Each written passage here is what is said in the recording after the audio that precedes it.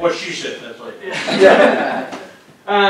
Yeah. So very humbling place to stand right now. So my name is Knapp. I'm the STEM coordinator for the first state certified middle school STEM program in Georgia. So yeah, she did say no and came back later, and then we got our program going.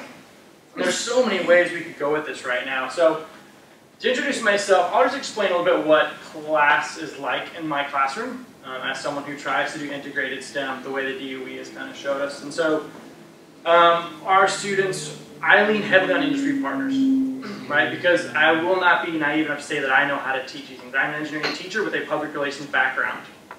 So when it comes down to teaching, so electricity, right? It started with electricity. Electricity is taught at the end of the school year. So it usually gets taught in about a week because teachers just didn't leave time for it. And let's be honest, people don't really understand electricity, right? They know that if I turn the switch on and off, the lights come on and off, and there's series circuits or parallel circuits, and I should buy the Christmas tree lights that are parallel.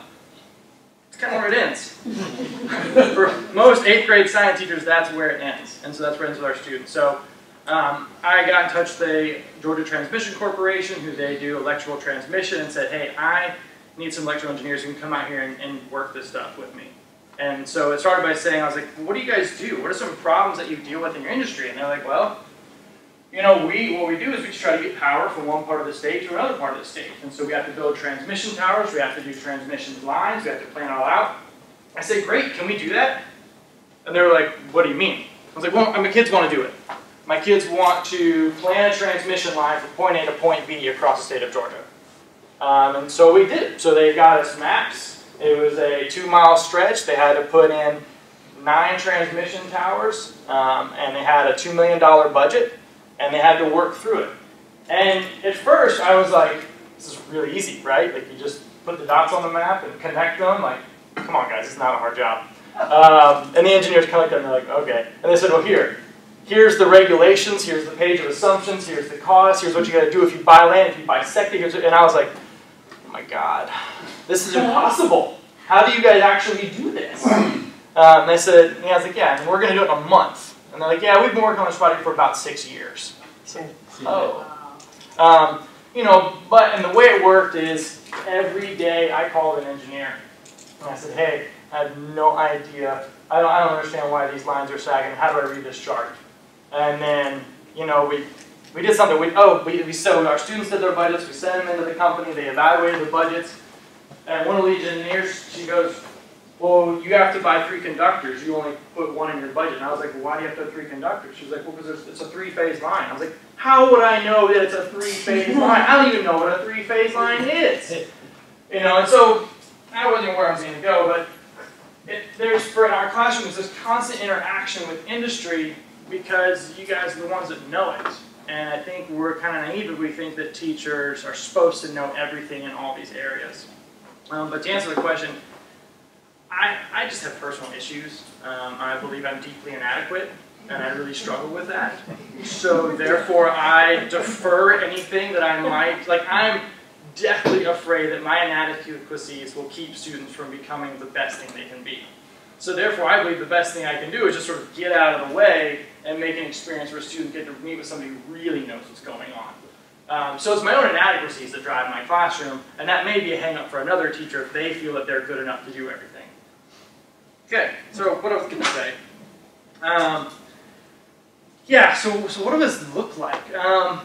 There's a book called The Thing Explainer by Randall Monroe. If you haven't read it, it's great. He explains how a lot of things work with the 1,000 most common words in the English language. So, right, a washer machine just becomes a box that makes clothes clean. And so, in that spirit, I was driving up to my school one day and realized that's a box we put kids in. That's what schools are. They're large boxes where we store kids for 8 hours a day until we can pick them up and we're done working. I was like, oh, that's very sobering. I work at a kid box. I think I'm ready for a new job. And so that got me thinking, you know, what is the future of teaching? Like, surely the kid box is not the future. That can't be the future. We've got to have something better than the kid box. And I also realized that if teachers don't change, we will be irrelevant very soon. Because what do we spend probably 80% of our time doing? Disseminating information and assessing students, both of which can be replaced by a machine. So if 80% of my job is replaceable by a machine, I better cling hard and fast to the 20% of my job that only I can do. So what is that? Right? That boils down to kind of two areas. It's this relational part, right? We all know that teacher we could connect with. The teacher who inspires us to learn. The teacher who helps us when other kids are just being mean to us. Because, like I said, if kids are in a weird situation, they don't learn well. If kids don't like you, they don't learn well. If kids are having a hard time with their neighbor, they don't learn well, right? So this relational piece is really important, and it inhibits a lot of kids from being successful. So how do we free teachers up to be really good relational experts? We also need teachers who are content experts, because while the internet can teach us everything we might need to know about a particular topic, it doesn't tell us where to look and which problem to try to solve. So we need content experts, and maybe I should change it to technical experts. We need technical experts who can come in the classroom and say, here's an industry problem, like Georgia Transmission is dealing with. Here's how we're going to package it down so students can interact with it and begin to solve that problem using the internet and other resources available to solve it. We had a conversation earlier about just, the moment of need. Yeah, right? And so keeping students, and that's a term I learned last night at like 1 in the morning. So keeping students in that place, because that's where they need that information, but we have to have a technical expert to direct them in the problem process, and a relational expert to just manage them as human beings. Because I've always said, you have to be a good person before you can be a good student. Like, we just need to help our kids be better people. Like you said, if they're disrespectful, it's hard to teach them. And so I'm at, so it's like, okay, so future teacher, we'll be quick, I apologize. So then what does the future school look like? And I recently went to a place called the Gathering Spot, which is like a business club, right? And you become a member, and you can just go in, there's an open office space, and do events. I thought, what if you had a school? What does a learning club look like?